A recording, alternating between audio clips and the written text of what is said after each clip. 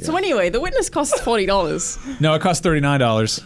Oh, I'm Quit so spreading sorry. misinformation and lies. I'm so sorry. Actually, Everyone's mad that a video game that has been in the works for apparently 7 years it took money to do it, and they don't want to pay for it, not one bit. I'm about to get real angry. Yeah, and our resident Chloe is playing it, and she's put like 40 hours into it already and hasn't beat all of the 700 or something puzzles. Yeah. And Yeah, I played $40 is too much. Yeah, apparently. I played like 30 hours of a preview build and wasn't anywhere close to finishing. But, I mean, when you think about the price of that and then put it into the amount of hours you get out of it, Also, I don't know what 40. What is wrong with something costing $40? I don't understand Especially this. something somebody put years and years and years of hard work into, and came out with a substantive, varied, apparently really interesting new thing. Yeah. Totally. I understand people getting used to a price point. I get that. Like the iTunes Store, listen to me, the App Store drove the cost, what we think of the value of games, down quite a bit. At the same time, a lot of download services, even on consoles, we used to think of $15 as a premium level game because, well, that was what we got last generation. But when one person works that long on something this meaty, you're going to have to pay for it. It's $40. It's what you pay for a game. You're still getting a great value proposition there. The argument that is just baffling to me is what happened. XBLA games used to be $10. I'm like, are you comparing this to Uno? Like, what are you comparing this to? Like what? I mean, they're comparing it to Braid. Like, this game is so much bigger and longer than Braid. Also, like, I don't know, the embargo's not up, but this game's awesome. Like, this game is incrable. So You just bargo bust right I there? just bargo bust. You It's bargo fine, bust? whatever. You're going to bleep out the word you just said? This game is meow. yeah, this game and I don't know, the $40 thing is just it baffles me that people. I mean, in Australia, video games cost $100, so everyone's freaking out. And I'm like, $40 is so cheap. What? Yeah. What is this bargain? If somebody wants to look at something like Ori, which came out at 20, and that's a large, substantial Okay, game. and I get Ori that. is a I beautiful game. I understand that, but I don't think that in a world where we pay $60 for most of our games, getting something. Oh, what did I do? No, nothing. I was looking at you. Oh, thanks for derailing the conversation. Though, what were you saying before I made eye contact? It seems like the value of that game, like it's basically one guy who made it, right?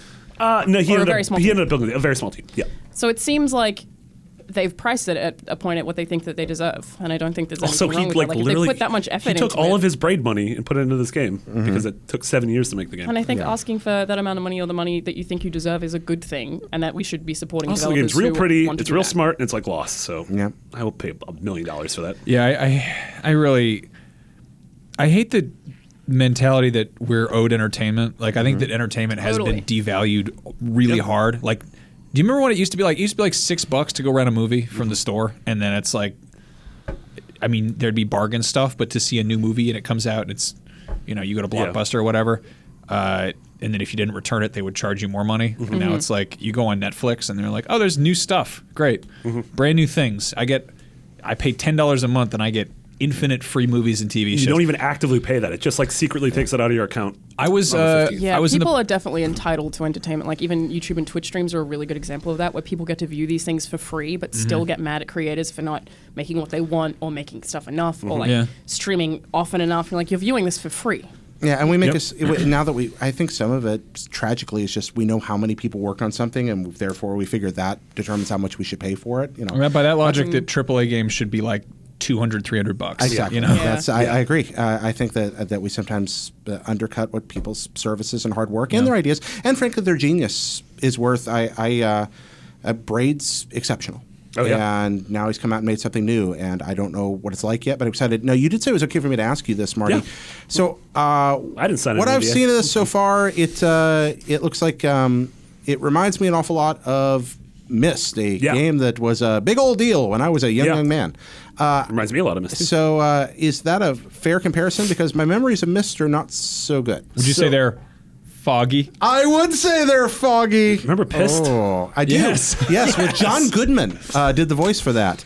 And then What? There was a Myst parody called Pissed. Oh, I was like, did you just make a pun? And everyone's like, I totally remember that. I'm No, like, John what? Goodman was in that game. There are 5 Myst games, which is also weird. There's also a Myst Online at one point. Yeah. Sounds like it missed the mark. Nice. That's real good. Hamartia in Greek. It feels like Myst in terms of its atmosphere and its loneliness and sort of you arrive at a place that has a history and you're sort of uncovering that history.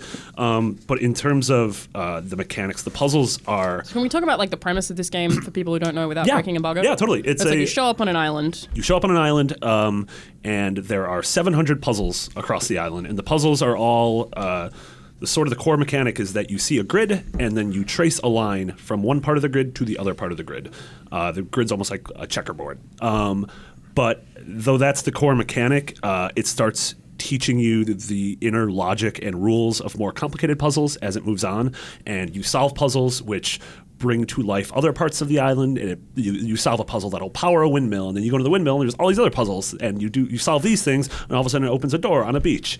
I'm of the impression you can also kind of choose where to go and what order to do things. 100%. Which I think is quite cool. As soon as you're out of the open area or the first area, the entire island's at your disposal, and it has all these little bits of narrative. It has all these sort of environmental storytelling clues. It has journal entries and audio diaries. The game is freaking gorgeous. And the puzzles are just mind-blowingly difficult, some of them, but the second you understand what the game wants you to do in one of them, it has that amazing aha moment. Chloe's been saying about how she's been dreaming about the puzzles. Yeah, it seems like it has this cool thing where if you can't figure out a puzzle, you never feel like it's the game's fault. You're aware that the game has already taught you how to do it, and it's your fault if you can't get it, that you didn't put something together, which I feel like some puzzle games screw up and that they just don't give you enough information. But it seems like this is teaching you as you go, and as things get harder, you can always refer to something that solves something else, and that will help you figure out what you're doing in the present or whatever. So I think it sounds really cool and also very in-depth. Super in-depth. Sounds like groovy. Yeah. Is the secret ending that the puzzles unlock something in your real-world brain and you get superpowers?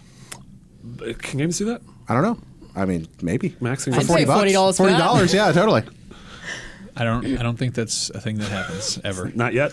No, I think that there's a mentality that devalues puzzle games specifically. Like when you hear when I heard that this was a puzzle game, and it was like not like a mysterious exploration. Like you can say that Myst is a puzzle game. Yeah. But it's not like little board puzzles. Like if you took all the puzzles in The Witness and put them on an iPad, it would look like a cheap game. Yeah. It looked like a $3 game. So I can see the mentality here. I feel like but that's still unfair though. Like, I mean, I understand because I also see puzzle games that way, but it's unfair because can you imagine how hard it would be to make puzzles? Like make 700 puzzles, especially puzzles that trying to teach make you them about get harder. other puzzles and other they places. reference each other. Like that seems like it would be very difficult. I worked at my college newspaper. I was an entertainment editor, and there was a man who made our puzzles, and he only sent them in, and I never met him until right at the end, and he came in, and he wore a cape.